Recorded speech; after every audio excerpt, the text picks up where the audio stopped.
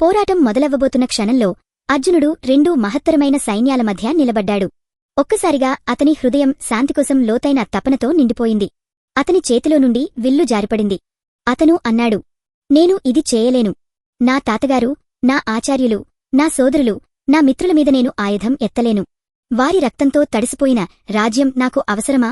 అంతకన్నా నేను అడవిలోకి వెళ్ళిపోతాను, యుద్ధాన్ని వదిలేస్తాను. అర్జునుడి ఆ సందేహంతో వణికిన క్షణంలోనే భగవద్గీత అనే పవిత్ర సంభాషణ ప్రారంభమైంది. శ్రీకృష్ణుడు అతన్ని స్నేహితుడిగా కాకుండా విధిని నడిపించే రథసారథిగా చూశాడు. ఆయన అన్నాడు, నీవు వనవాస జీవితం కోరుకుంటే అది చాలా కాలం క్రితమే ఎంచుకోవాల్సింది. మరి ఎందుకు ఈ సముద్రాన్ని కదిలించావు? ఎందుకు ఈ యోధులను యుద్ధానికి తెచ్చావు? వారు నీకోసం ప్రాణాలను త్యాగం చేయడానికి సిద్ధంగా ఉన్నారు. ఈ సమయంలో వారికి వెన్ను చూపుతావా? యుద్ధభూమి పైవారు రక్తపించుతుంటే నీవు అడవిలోకి పారిపోతావా? ఈ యుద్ధాన్ని నీవే ఎంచుకున్నావు, అర్జునా. ఇప్పుడు నీవు పోరాడాలి. నీవు వధించాలి లేదా నీవే చనిపోవాలి. మూడో మార్గం లేదు. ఆ తర్వాత శ్రీకృష్ణుడు తన దివ్య సత్యాన్ని వెల్లడించాడు. ఇది నా సంకల్పం. నీవు నాకో పావు మాత్రమే.